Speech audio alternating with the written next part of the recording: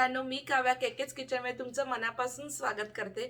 तर आज आपण सगळ्यांची फेवरेट अशी एक डिश बनवणार आहोत, ज्याचं नाव आहे चिकन खिमा।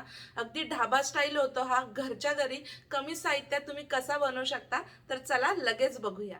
तर मित्रांनो, तुम्ही बघू शकता आपला झणझणीत असा चिकन खिमा रेडी झालेला आहे। तर केकेच किचनच्या स्टाईलने हा खिमा बनवण्यासाठी हा व्हिडिओ शेवटपर्यंत नक्की बघा आणि केकेच किचनला लाईक, शेअर आणि सबस्क्राइब करायला विसरू नका। तर चिकन खिमा बनवण्यासाठी लागणारे साहित्य मी तुम्हाला सांगते। इथे मी अर्धा किलो चिकनचा खिमा घेतलेला आहे। तेल घेतलेला आहे इथे मी। एक मोठा कांदा बारीक चिरून घेतलेला आहे। 2 टोमॅटो मी बारीक कापून घेतलेले आहेत। सजावटीकरिता कोथिंबीर घेतलेली आहे। 4 हिरव्या मिरच्या मी बारीक कापून घेतलेल्या आहेत। जिंजर गार्लिक पेस्ट घेतलेली आहे इथे मी 2 टेबलस्पून। 5 ते 6 कढीपत्त्याची पानं घेतलेली आहेत। बटर घेतलेला आहे इथे मी। 1 टेबलस्पून लाल तिखट, 1 टेबलस्पून गरम मसाला, हाफ टेबलस्पून हळद। इथे मी खडे मसाले घेतलेले आहेत, त्याच्यामध्ये 2 तमालपत्र, 2 दालचिनी, 5 ते 6 लवंग आणि 4 वेलची घेतलेली आहेत आणि चवीनुसार मीठ। तर चला रेसिपीला सुरुवात करूया। तर इथे पॅन मध्ये मी थोडं तेल ॲड करून त्याच्यावर बटर ॲड केलेलं आहे, त्याच्यामुळे आपला बटर जळत नाही। तर बटर आता मेल्ट होऊ द्या। मग याच्यामध्ये आपण आपले खडे मसाले भाजून घेऊया।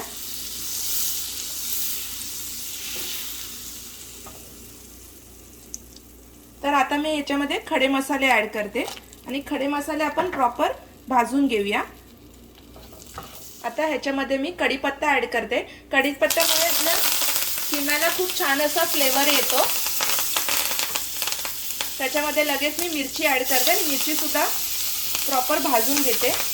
मिरची आणि कढीपत्ता छान असा भाजला गेलेला आहे। आता याच्यामध्ये मी आपली जिंजर गार्लिक पेस्ट ॲड करते आणि त्याला सुद्धा प्रॉपर भाजून घ्या, तो त्याचा उग्र वास निघून जाईल। तर जिंजर गार्लिक पेस्ट इथे छान अशी फ्राय झालेली आहे तेलामध्ये, खूपच सुंदर असा सुगंध सुटलेला आहे इथे। आता याच्यामध्ये मी आपले मसाले ॲड करते। तर मी हळद ॲड केलेली आहे, लाल तिखट आणि गरम मसाला। आता मी हे मस्त बटरमध्ये पूर्ण मसाले सुद्धा आपले भाजून घेते।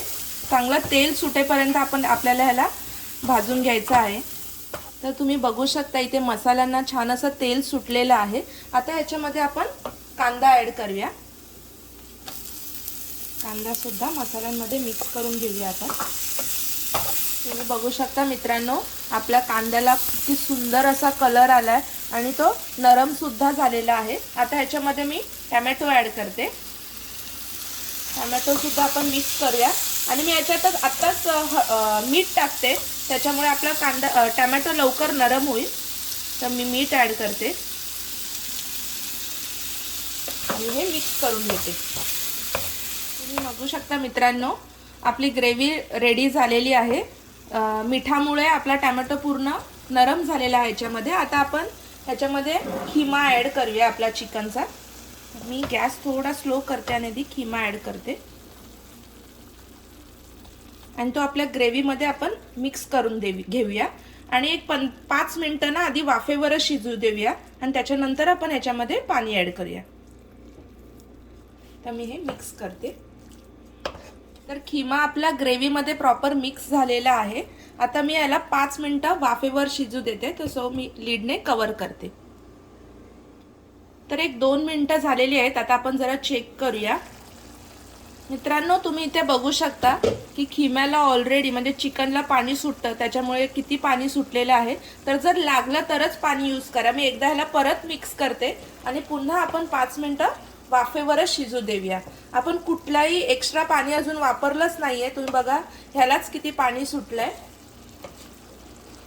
तर मित्रांनो, इथे एक 5 ते 10 मिनिटं झालेली आहेत आणि तुम्ही बघू शकता चिकनमधलं खिम्यामधलं सगळं पाणी असं आटलं गेलेलं आहे आणि मी कुठलंही एक्स्ट्रा पाणी यूज केलं नव्हतं। जे चिकनला पाणी सुटलं त्याच्यामध्येच आपण चिकन शिजवू दिलेलं आहे आणि चिकन सुद्धा आपलं खिमा प्रॉपर असा शिजला गेलेला आहे। आता ह्याच्यामध्ये मी कोथिंबीर ॲड करते गार्निशिंगसाठी आणि याला एकदा मिक्स करून घेते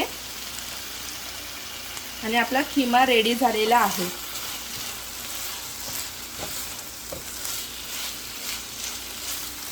थोडीशी वरून कोथिंबीर टाकून मी याला लीडने पुन्हा एकदा एक मिनिट कवर करून ठेवते, म्हणजे आपल्या कोथिंबीरीचा एक अरोमा, सुंदर असा अरोमा आपल्या खिम्यावर उतरेल. तर मी एक मिनिट कवर करते.